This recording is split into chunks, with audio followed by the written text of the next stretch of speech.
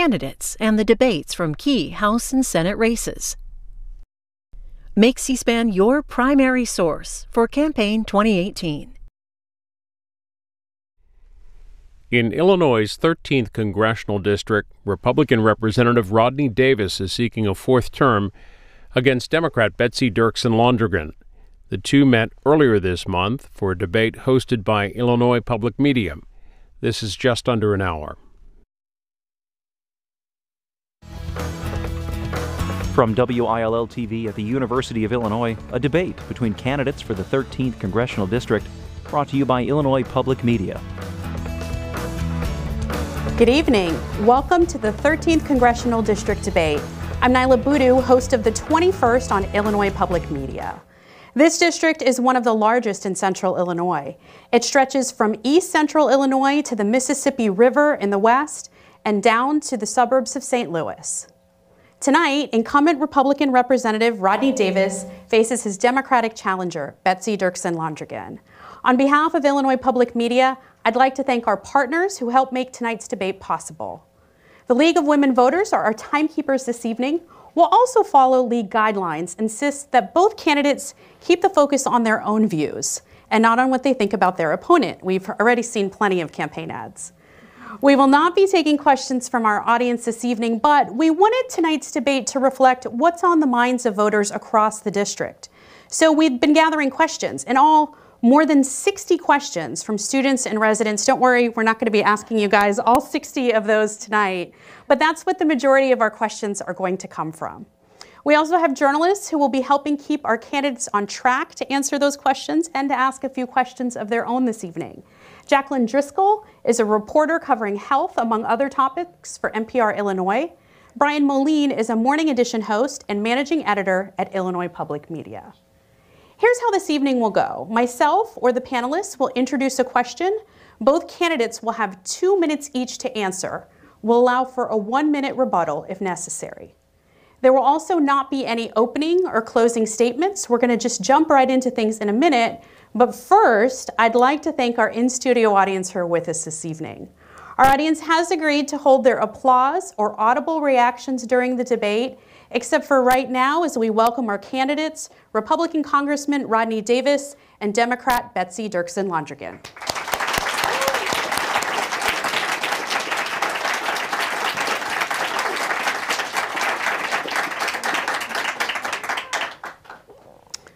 Earlier, we flipped a coin, and Betsy Dirksen Londrigan will get the first question about education.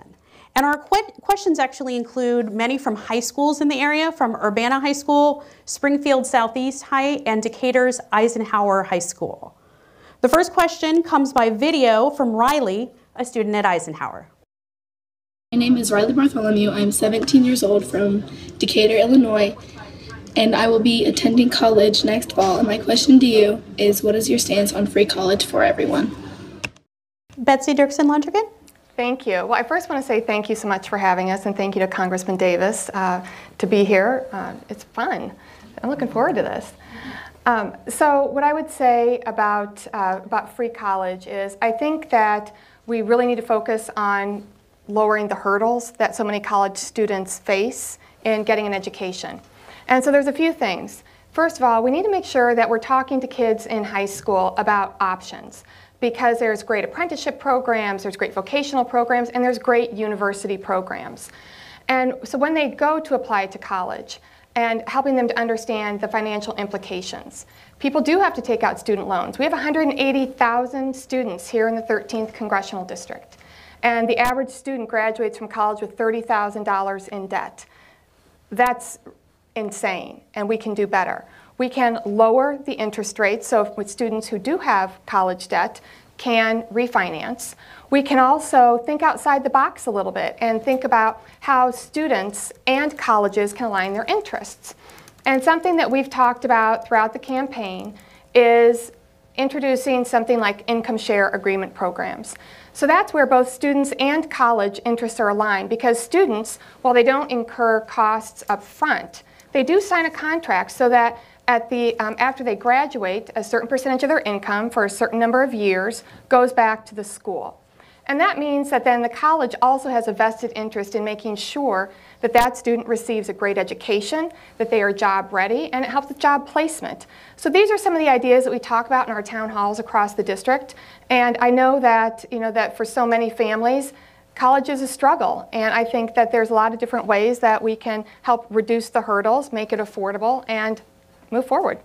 So Ms. Dirksen Londrigan, her question was, should tuition be free should free college for all? So it sounds like, is that a yes or a no? No, I think that parents and people that I talk to throughout the district really want to make sure that students have skin in the game too. And I think that's why the income share agreement programs are a good compromise, because they don't have the costs up front, but they do at the other side, agree to pay back the school. And I think there's other things that we can do in terms of community colleges. We have great community colleges here in the district where people can go to get 2-year educations, and they do the 2x2 where they go 2 years at a community, 2 years at a 4. There's things we can do to make it more affordable, but I don't see free college on the horizon. I see ways to make it more affordable for everybody. Representative Davis? Well, thank you, Nyla. First of all, Riley, if you're watching, thank you for the question. A great question, and I look forward to seeing what college you decide to attend. I am not for giving free education because, frankly, nothing is free. Somebody's going to have to pay for it, either through higher taxes, your parents are going to pay, or you're going to have to pay through higher taxes. What we need to do is focus on the cost of college. College has become unaffordable for many families. I'm the parent of a college senior and twin boys who are high school seniors. College affordability is an issue that we discuss in our family. While I'm blessed, we've been able to afford college for my daughter, and we're going to be able to do that because we, like many families, have invested in plans like College Illinois or other 529 savings plans. There are options for many, many families, but we have to make sure that our institutions of higher learning understand that it's not just about what a student is eligible to borrow and the debt that they could leave the college with. And Betsy's right. Students in this district at the 4 public universities that I serve, the 4 private universities that I serve, the 8 community college districts that I serve, they're leaving with way too much debt. We've seen schools like the University of Illinois, where we're here tonight, freeze tuition. That is a good first step. But we have to pass things like my bill called the Employer Participation and Student Assistance Act. It's going to allow companies to be able to invest in their new employees, in their graduates, be it through vocational education, be it through a 4-year degree. This will allow a company to pay back student debt, and students wouldn't have to pay taxes on it.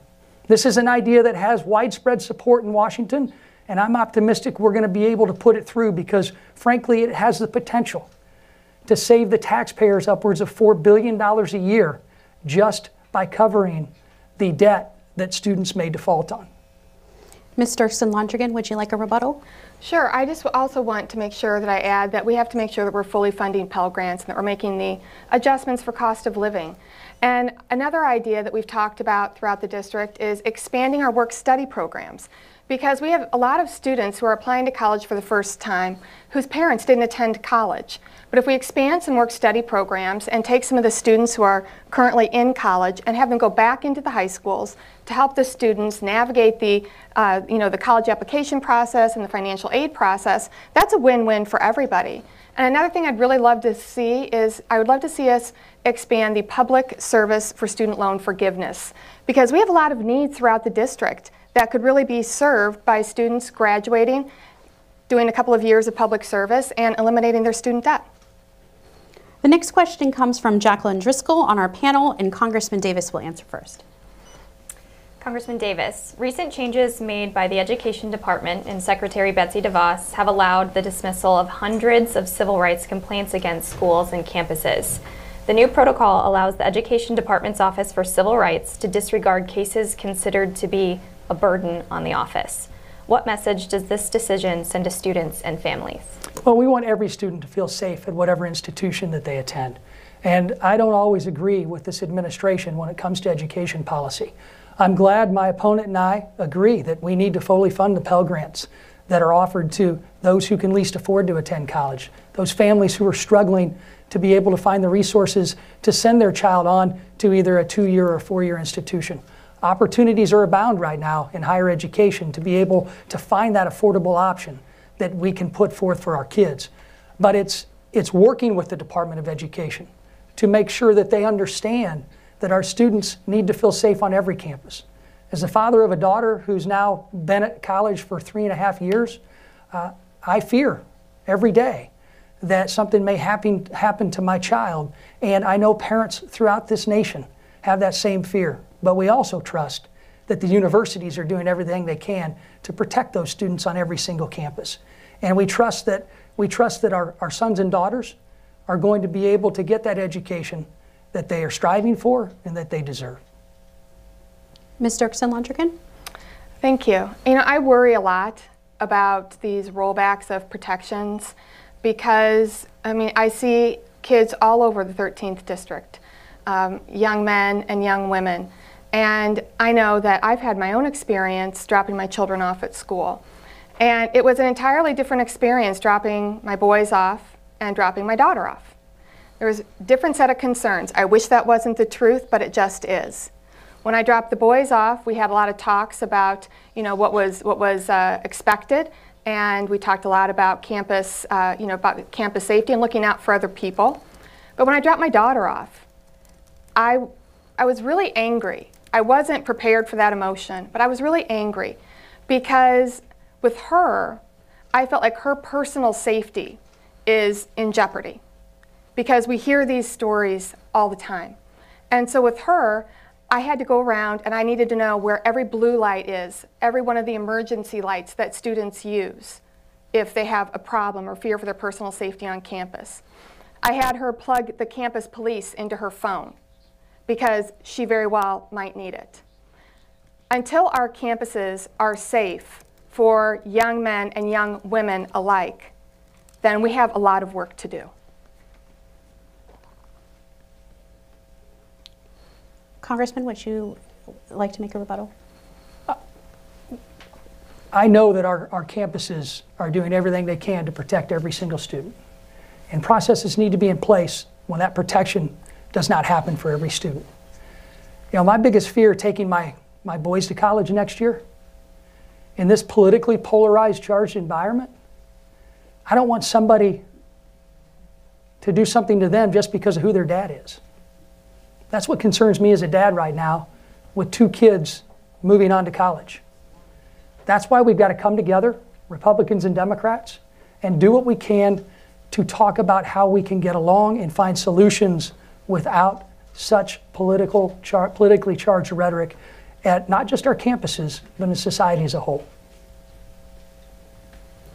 Let's move on to health care. Yeah. And we have separate questions for each candidate on this one. Okay. This question comes from Leroy in Decatur, and it's directed to Ms. Dirksen Londrigan. Here's his voicemail he left us. Oh.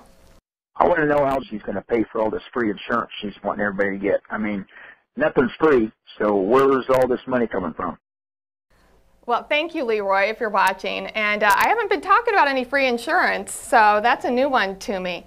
You know, I got into this race because of health care. Because for our family, 9 years ago, everything changed.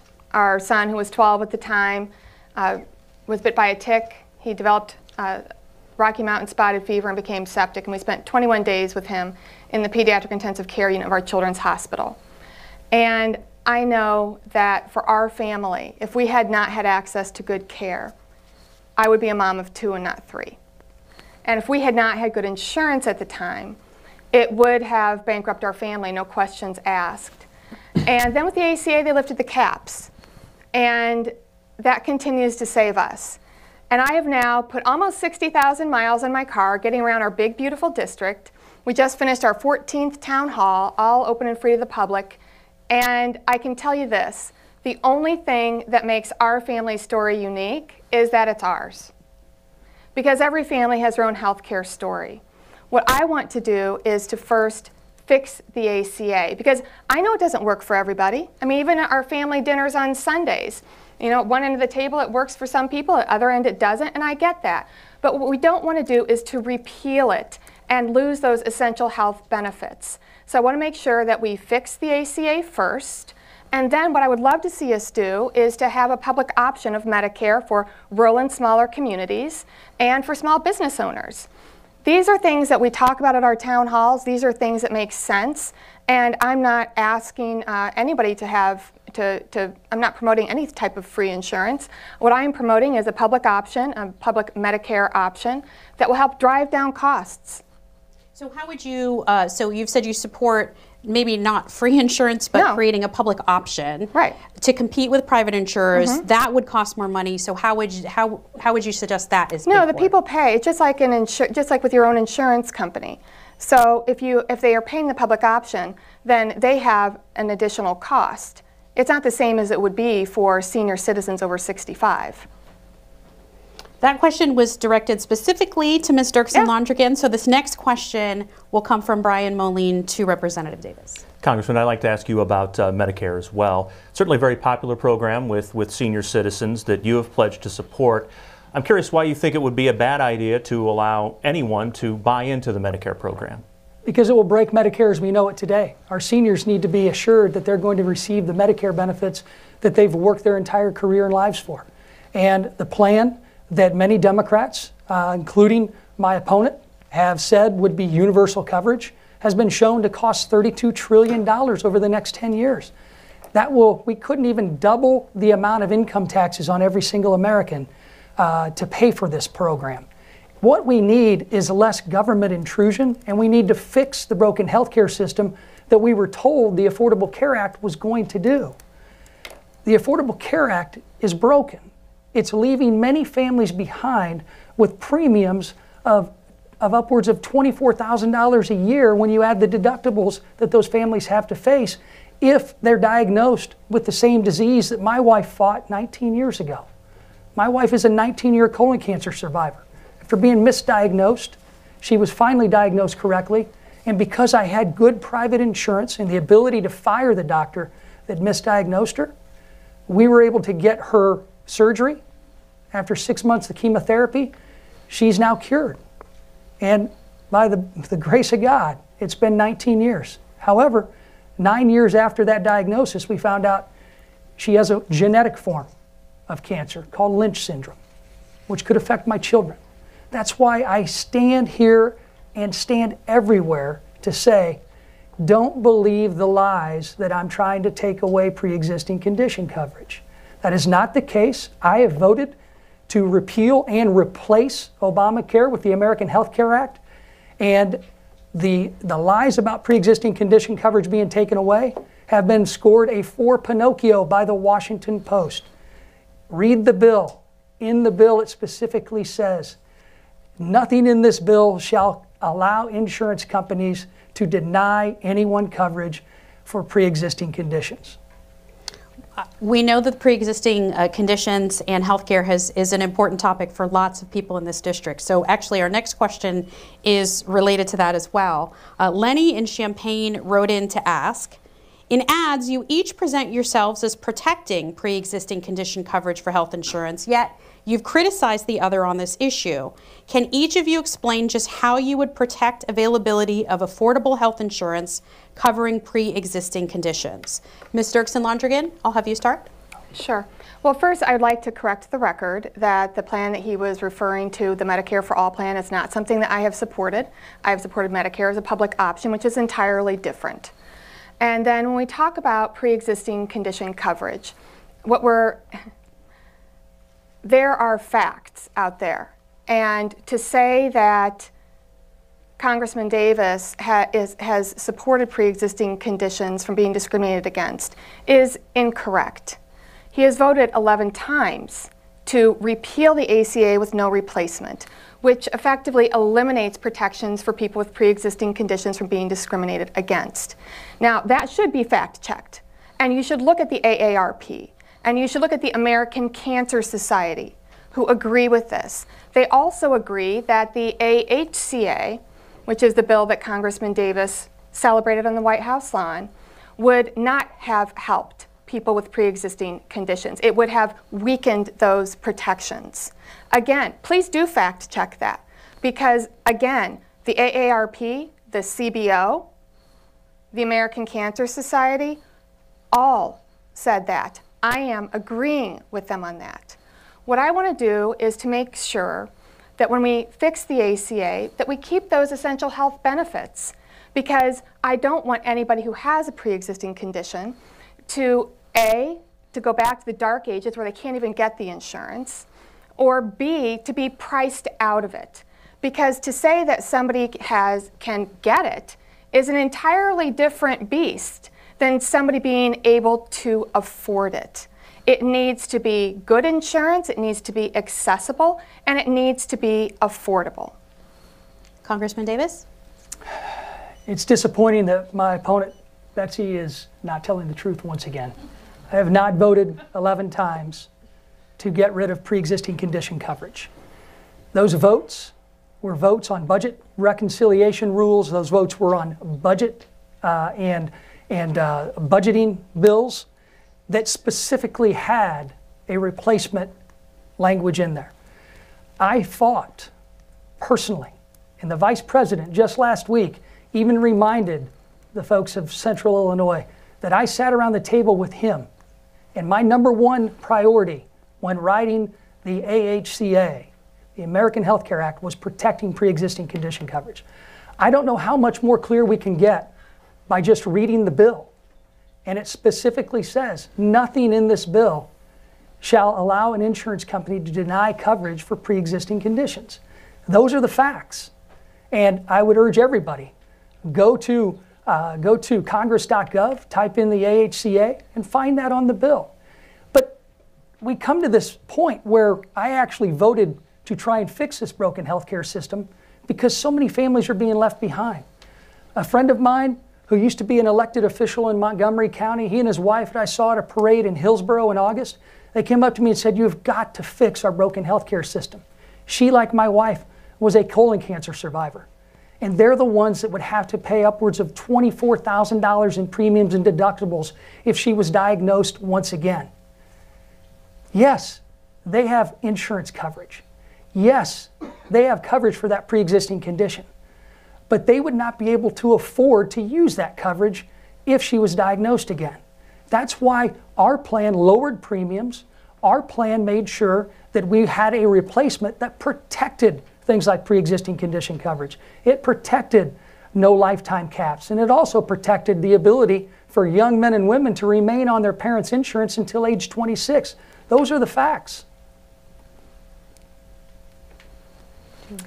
Actually, Congressman Davis, the American Health Care Act, which you did vote for as a replacement for the Affordable Care Act, created high-risk pools for those with pre-existing conditions, which is a little bit different than the protections offered by the ACA. In some states that had high-risk pools prior to the ACA, some individuals were paying double the premiums and had lifetime benefit caps. So can you please clarify the protections for pre-existing conditions that you negotiated? Absolutely. Once again, I'll let you know that the language in the bill says no insurance company can deny anyone for pre-existing condition coverage. We protected the 10 essential health benefits that pre-existing condition coverage is listed under in the Affordable Care Act. We fixed Obamacare and kept pre-existing condition coverage. And that would mean that anyone who would want to set up an invisible risk pool that is actually, in the state of Maine, saved Maine seniors an average of $7,000 a year in premiums, they still would have to protect pre-existing condition coverage. That is the law, that's the bill that we passed that we wanted to sign into law. You can't get away from the language that says nothing in this bill could construe that an insurance company could deny pre-existing condition coverage to anyone. Those are the facts. I would urge you to read the AHCA and you'll see that. Ms. Dirksen Londrigan, since this was your initial question, you have a minute for rebuttal. Sure. I think what that is career politicians speak for don't look too close, because it is saying that maybe they can't deny it. What it's not doing is it's not saying they can't be discriminated against for affordability. And somebody being allowed to get insurance is one thing. Somebody being able to afford the insurance is a different beast. And that was the protection that the AHCA weakened. That is why the AARP That is why the American Cancer Society, that is why the Congressional Budget Office said that. Brian Moline on our panel has the next question. We're going to move on to the economy and taxes. Brian? The unemployment rate in Illinois is 4.1%, matching the lowest on record, and the economy is growing at a strong pace, with the Federal Reserve now estimating that the gross domestic product will rise 3% this year. But, according to the U.S. Treasury, the federal deficit for the fiscal year that just ended was nearly 17% higher than last year, and the highest since 2012. Congressman Davis, the tax bill you supported cut the corporate tax rate from 35% to 21%, and corporate tax receipts are down 31% from last year. Was the corporate tax portion of the bill worth it? All you have to do is look at the unemployment numbers to understand that our job creators, our companies that are some of our best employers in the 13th District, Caterpillar, ADM, State Farm, and small manufacturers like HL Precision, right here in central Illinois, right here in Champaign-Urbana. I stood 5.5 years ago on the shop floor with Steve Hillard, who runs HL Precision, and also former Governor Edgar. And I talked about what I would do if elected to Congress, and that would be to reform our broken tax code. We did that. I went back to Steve's facility not too long ago, and the same area that I stood on had a brand new machine that he was able to invest in, because our entrepreneurs, our small business owners who are the backbone of our economy, when they don't have to pay Uncle Sam, they invest in our communities and they invest in actually creating jobs. That's why you see historic low unemployment in this nation. So low that it's never happened in my lifetime. The last time we had 3.7% unemployment was 1969. And when you have economic growth that many scoffed at before we passed our tax bill, that has exceeded expectations, you're able to see what has happened, where 88% of the projected cost of the tax cut bill has now come in the form of $1.28 trillion to the federal treasury. Now, the deficit should be a concern, but let's not kid ourselves, Brian. Almost 70% of our spending in Washington is on the mandatory side of the ledger. We chose to invest in our military. We chose to reprioritize how Washington spends money for our priorities like cancer research, our military readiness. And what we have to do is have a Republican-Democrat solution to address the mandatory side of the ledger, like I did when I helped write the last farm bill and saved $112 billion, like we did when we passed secondary reviews of anyone on Social Security disability, so that we saved taxpayers $198 billion. Those are bipartisan solutions I've already acted on, and we need bipartisanship to make it happen. Just a quick follow-up on the 88% number. That is a number that was cited in a Wall Street Journal op-ed from July, but the Congressional Budget Office in April said, factoring in all economic effects, that the tax cut bill would still add nearly $1.9 trillion to the total deficit between 2018 and 2028. I'm not sure where you're getting that 88% figure, but it's not scoring from what the research I've done. Well, I'd be happy to debate the accuracy of the CBO on many of their projections. As a matter of fact, when I helped write the Farm Bill in 2014, they projected that our good conservative policies, changing words on pieces of paper in Washington, would save taxpayers $23 billion in mandatory spending. They came back to us less than 4 years later and said that that Farm Bill that I helped craft saved taxpayers $112 billion. So the Congressional Budget Office is not infallible, and I want to make sure that we choose growth. We're seeing historic low unemployment, and now we have the ability, because of economic growth, to be able to invest in programs that are very important to many of the constituents that I've talked to, and I have had bring concerns to me throughout my tenure in Congress. $5 billion we've invested over the last 2 years in curing our dreaded diseases like Alzheimer's, ALS, and cancer. We need to invest in research to cure diseases so families don't have to get a pre-existing condition too. Those are good investments, and we need to continue in a bipartisan way to work together to lower the deficit, but it's going to take working on the mandatory side of the ledger too. Ms. Londrigan, also on taxes, at Monday's debate in Springfield, you said that any tax reform should go from the middle class out. What exactly does that mean? Who should pay more in income taxes? Who should pay less? And if you could respond to that, please. Well, I think in the specifics, what that means is expanding things like the earned income and child tax credit. So things that the middle class benefit from. In the big picture, what that means is, you know, I have held 14 town halls in the last couple months.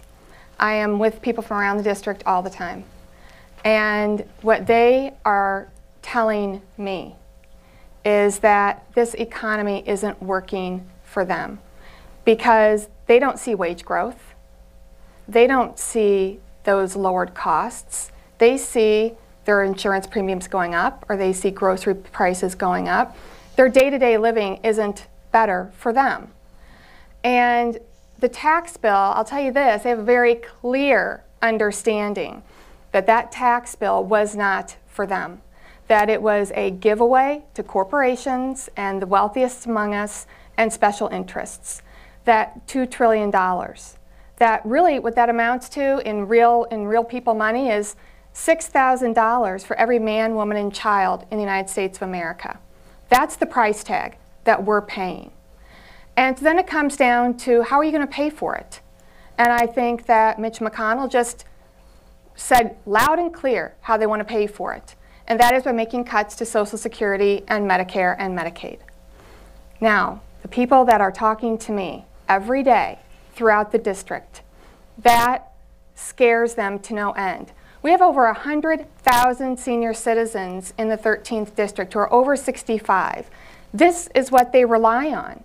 And they deserve to retire with dignity. They have paid into this their whole lives. And so to give a $2 trillion tax break to corporations, special interests, and the wealthiest, and then turn around and say that you're going to balance it on the back of our children, our elderly, and our sick, non-starter. Just a quick follow-up for you, Ms. Londrigan, as well. I wasn't quite clear on, at this point, with the tax cuts that passed, should any of those be repealed? Should any of those rates go back to where they were? Who should be paying more than they are currently? I think the corporations who just got that giveaway, like the big pharma companies that I think they earned, what, they got $40 billion in that tax giveaway? They didn't need that. The middle class needs that. They're the ones who are driving our local economies. They're the ones who need more, and they need it more permanently. Okay. First question was for you on taxes, Congressman Davis. The families I speak to in the 13th District, the 14 counties that I'm blessed to serve, they like this tax cut. They like the fact that they have an average of $2,000 more in their family budget to do things that they want to do. We've chosen growth. My opponent wants to talk about a tax plan taking away Social Security and Medicare. Seniors, if you're watching, don't believe the lies. We are trying to protect Social Security and Medicare. We are trying to make sure that it's continued to be there not just for you and the next generation, but we want to make sure these valuable programs are there for your grandchildren. Because right now, it's people like my opponent who have no plans that are going to see those programs be insolvent as early as 2026. That's not what I went to Washington to do. I went to Washington to protect them, but also to choose economic growth and opportunity. And that's exactly why we need to invest in more education and training and skills building that we're trying to do in the Farm Bill right now to get people who are stuck in the cycle of poverty into the jobs that are available right now in our communities at places like HL Precision right here in Champaign. Lance in Champaign has this next question about agriculture. How should Congress act as the tariff war escalates? What would you do to ensure that farmers can sell their crops at a profit rather than rely on federal welfare checks? Ms. Dirksen Londrigan? Thank you. Well, you know, the Senate was able to come up with a bipartisan agreement on their farm bill. And it was unfortunate that the House, and our representative sits on the Ag Committee, left D.C. to come back and campaign and let the farm bill expire. Because here we are in the middle of soybean country, in the middle of a trade war. And our farmers, who are soybean farmers around here, have lost 20 to 25% of their crop price since March. They are scared. When I am out in the district and I am talking to people, you know, in the beginning, I really felt that they, you know, by listening to them, that they were They wanted to see how things were going to play out. That was early on, and I've seen a real shift in their discussions and how they're feeling. And they're scared now. They can't afford a wait-and-see approach. So they are upset that they don't have someone who's standing up for the farmers right here in central Illinois. And what they want is they want markets to sell to. And that's what they're fearful of, is that because we've had places like Argentina and Brazil nipping at our heels for a long time, waiting to get an intro into China for the soybeans. Well, they were handed that in a silver platter. And now our farmers are worried about if they're going to have markets to sell to down the road. I don't think that's fair. I think they deserve representation who, yes, of course, protects the crop insurance and brings conservation stewardship dollars here and the CRP money. But we also have somebody who stands up and is a check on this president as he enters us into a trade war that is devastating to the people in our district. Representative Davis. The farmers of the 13th District know who's standing up for them in Washington. They know I'm their voice on the House Ag Committee. They know I'm their voice in the Conference Committee to work out a final deal when we get back to Washington in November. Rest assured, the farm programs that I helped craft in 2014 that you're using in your operations right now are not going to be effective. They're based on a crop year, not a federal fiscal year that ends September 30th. Don't listen to the mischaracterizations. The facts are that we've got money in the programs that you use, and we hear from our farmers, and I don't know the farmers my opponent's talking to, but they're very happy about the preliminary deals that this administration worked out in renegotiating NAFTA, working with the EU, working to have a bilateral agreement to sell our agricultural products at levels that we saw in the TPP in countries like Japan and South Korea. This is why I've been endorsed by every ag organization that has come to see me. The Farm Bureau, the corn growers, the Soybean Association. They know who's standing up for them in Washington, and I'm asking for your vote to do that again. So just to follow up, Representative Dave, the question was how should Congress act as the tariff war escalates? Would you like to answer that? Absolutely. We should look at the results that we've seen with the preliminary trade agreements coming out of this administration. President Trump, during the campaign, said he wanted to renegotiate trade deals. And I talked to many of our farmers, and I was and still am very concerned about tariffs. But in the end, most of my farmers that I met with, they said, give this administration a chance to get a better deal. And now we've seen that deal. And all the focus can be on bad actors like China. Let's not kid ourselves. China doesn't trade fair with anyone, including the United States of America. And we've got to hold them accountable. They don't trade fair when it comes to steel. They've practically tried to decimate our domestic steel industry. Closed a plant that's right outside the 13th District in Granite City, Illinois. Cost 2,000 people their jobs. I went with President Trump with his first visit back to Illinois since being elected, and it was in Granite City at the steel factory that reopened with over 500 of the 800 employees back to work cheering him on for his policies. He's doing what he said he's going to do, and our farmers are going to be the beneficiary of these new agreements. Ms. Dirksen Londrigan, you have a minute for response if you like. Thank you.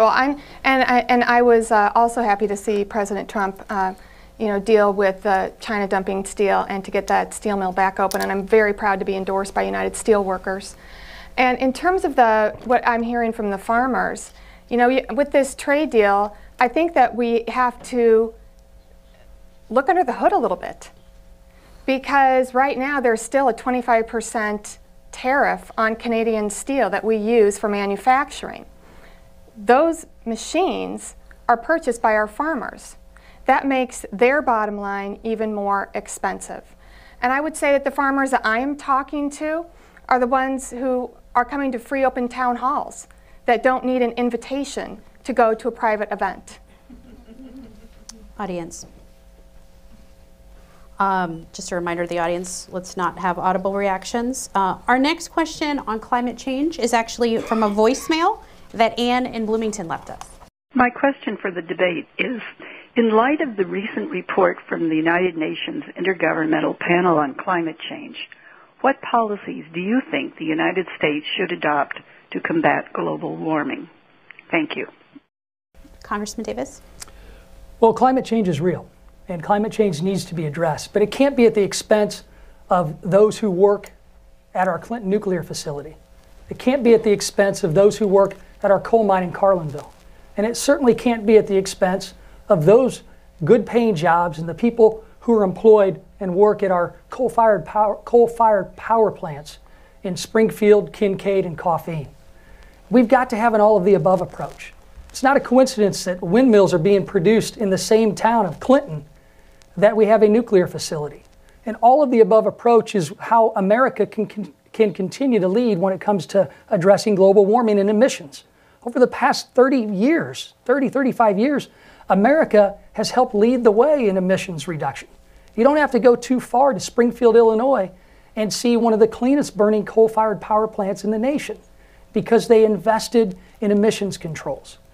Those investments would have been worth nothing if we hadn't stood up and fought the last administration who tried to take America too far and put America at a competitive disadvantage. I applauded the president for pulling out of the Paris Climate Accord because the United States of America was going to have to abide by much more stringent, higher standards than some of our developing nations and some of our biggest competitors like China. If there's going to be accountability for global warming on the global scale, the United Nations needs to make sure that countries like China are held to the same standards that many in this country, and especially groups like the Sierra Club that endorsed my opponent, that they want these agreements to do. As a matter of fact, the Sierra Club wants to close nuclear facilities. It wants to stop burning coal and close coal-fired power plants in this country. That would be a devastating job killer in the 13th District. That's not the answer. Let's invest in renewables, but let's pair them with baseload generators like nuclear and coal facilities that we have. Ms. Dirksen Londrigan, again, the question is, what policies do you think the U.S. should adopt to combat global warming? Thank you. Well, I think it was a mistake for us to leave the Paris Climate Accord because we have been innovative leaders in combating climate change. And it's an economic issue. It's also a issue of, do you believe in clean air, clean water? And you know, the economics of it are that in 2017, the devastation caused by climate change cost our nation $300 billion. That's money that could have been invested in modernizing infrastructure and helping us to combat climate change moving forward. Some of the policies that I think we need to do, that we need to look at, is we have to look under the hood a little bit, and some of the rollbacks need to be rolled back in. I want to make sure that we have a buffer zone between any streams and any areas where there has been chemicals and mining, and so that we don't have any more incidents like we saw over in Taylorville years ago, where coal tar had seeped up into a playground over there and children developed neuroblastoma.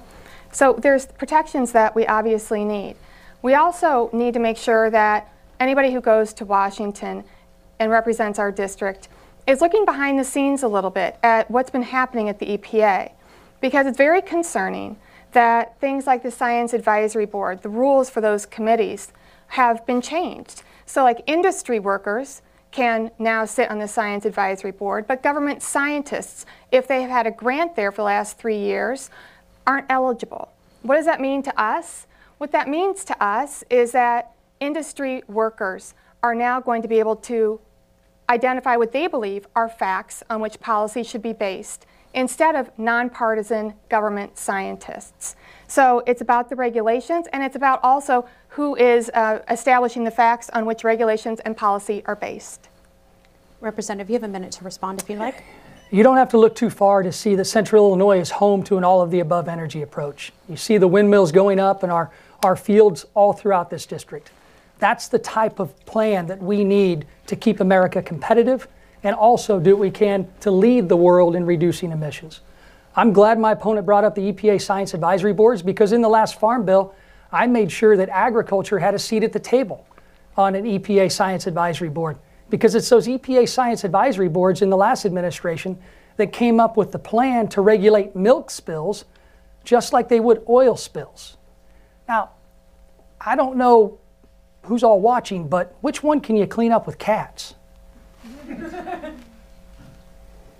Our next question comes via video, and it's on the recent Supreme Court nomination of Judge Brett Kavanaugh, and it comes from Peyton, a senior at Springfield Southeast High School.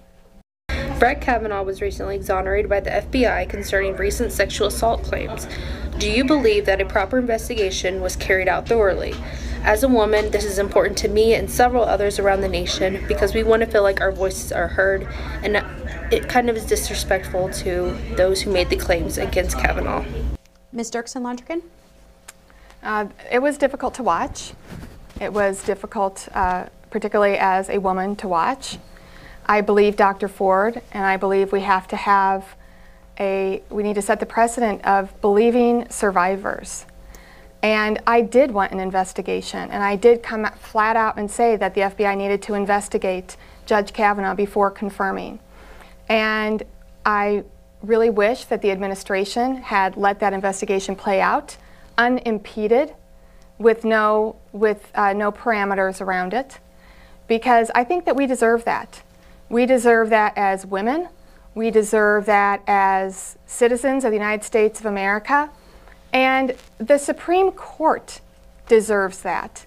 They deserve the integrity of a judge who has gone through a full vetting process. And I worry about what the Supreme Court will look like. I worry about the partisanship that was displayed. What I really want is for the Supreme Court of our land to maintain an impartial and unbiased balance. Representative Davis, again, the question was, do you believe that a proper investigation was carried out thoroughly? The citizens of the 13th District are very frustrated by the entire process to confirm Justice Kavanaugh. Justice Kavanaugh had gone through 6 FBI background checks. He had gone through an extra FBI background check called for by Republicans in the Senate.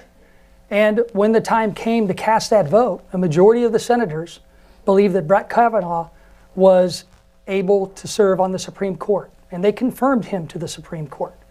While I may not agree with every justice who's on the Supreme Court, I support the Supreme Court and the Senate's ability to advise and consent, to provide advice and consent for Supreme Court justices, because it protects the fabric of our society. It protects our institutions.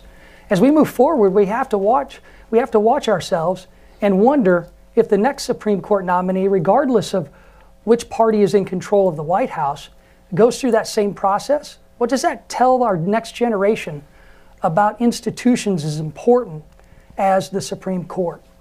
This is why we need to make sure that we put forth opportunities for any person to have their voice heard. Dr. Ford, I believe, was given an opportunity, not through the court process, because that's not the process that she chose. The process was through the Senate Judiciary Committee. And what we saw that day frustrated me greatly on all sides. I saw politics take over a Supreme Court nominee and nomination process, and I think that sets a terrible precedent for the future.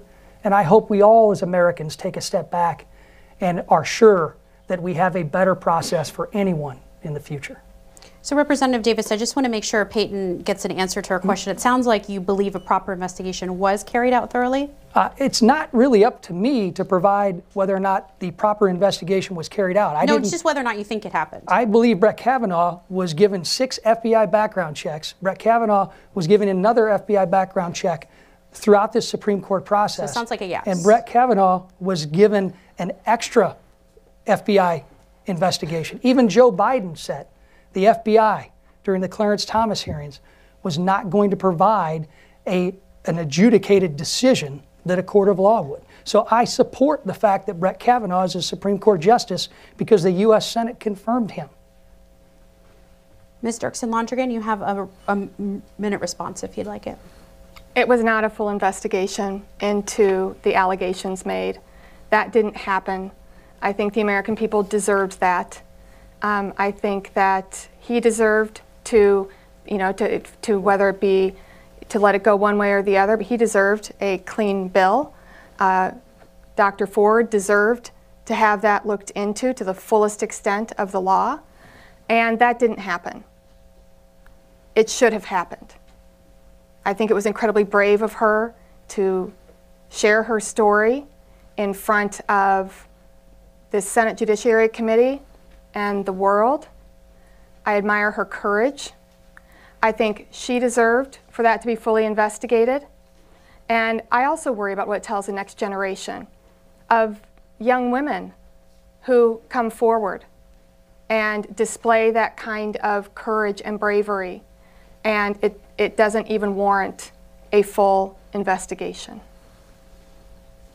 A quick follow-up, we heard from Peyton, who is a high school student, but this is also a contentious issue on college campuses. The 13th District contains several universities, including where we are right now, the largest university in the state. So do you feel campuses have sufficient resources and procedures to handle sexual assault and harassment allegations? Congressman Davis. Well, this is exactly why I've tried to lead on this issue in Washington, D.C. Not just because I have a daughter at one of the colleges that I serve, and sons possibly going to one of the colleges that I'm blessed to serve. This is a problem that needs to be addressed for families all throughout this nation. We need to make sure that anyone who experiences assault, anyone who is a victim of a crime, has a process that's open and allows them to be able to adjudicate that accusation through the university, through the college, through the community college, through that educational institution. And we need to be sure that those institutions, and I'm confident that the institutions that I serve in the 13th District are doing just that. Ms. Londrigan. I would like to see the process more formalized, and I think some of the rollbacks that the Secretary of Education has proposed could be dangerous to our college campuses, to the young men and young women alike. And I want to make sure that we're not close yet to a time when women and men are safe at the same level on college campuses. I would like to see us get there. Representatives, you have a minute response if you'd like. We'll go to the next question. Okay. Our next question is another video from another student, from Donovan, a senior at Urbana High School, and this question is about gun control. Hey, I'm Donovan Patterson. I go to Urbana High School. I'm 18 years old, and I want to know what you guys can do to improve gun control so people who want to create harm to others can get a hold of these weapons, because I do not want my school to be on the news next. Yeah. Ms. Dirksen Londrigan. Well, thank you for your question. And I was part of a forum here in Champaign-Urbana, and it was, I think, what should be a blueprint for discussing gun violence, because it was gun owners, it was a state's attorney, it was superintendent of schools, moms demand action, students demand action, and it was a discussion. And it was a type of discussion that I have had with people throughout the 13th District. And it's about how we can reduce gun violence. Here in the 13th District, in the last 4 years, we've lost 56 children under the age of 17 to gun violence. And I always want to make sure that I bridge the gap, because we have so many different parts to our district that are, that are like families like mine that are legal responsible gun owners, and that's part of the community fabric. Gun owners and non-gun owners alike have children and grandchildren in school. Gun violence is all of our concerns. I can tell you that I think that 90% of Americans agree on universal background checks, where we check for violent history before giving people guns. And we can keep guns out of the hands of violent offenders and domestic abusers and those who are dangerously mentally ill. These are things that we can do if the people at the table have the political will to do it. And I have said time and again, I will take not one dime from the NRA, because I don't want their money.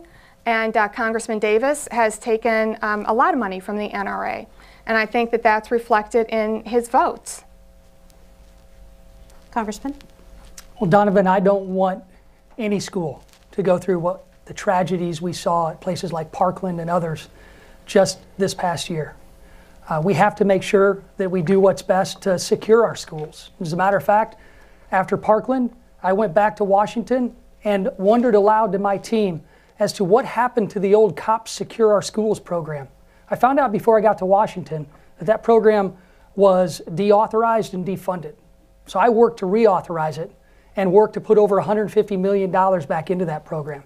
The state of Illinois And local school districts right here in the 13th District are reaping the benefits of that investment. They're able not just to partner to secure our facilities, to make sure something that happened in Parkland does not happen at schools in this district.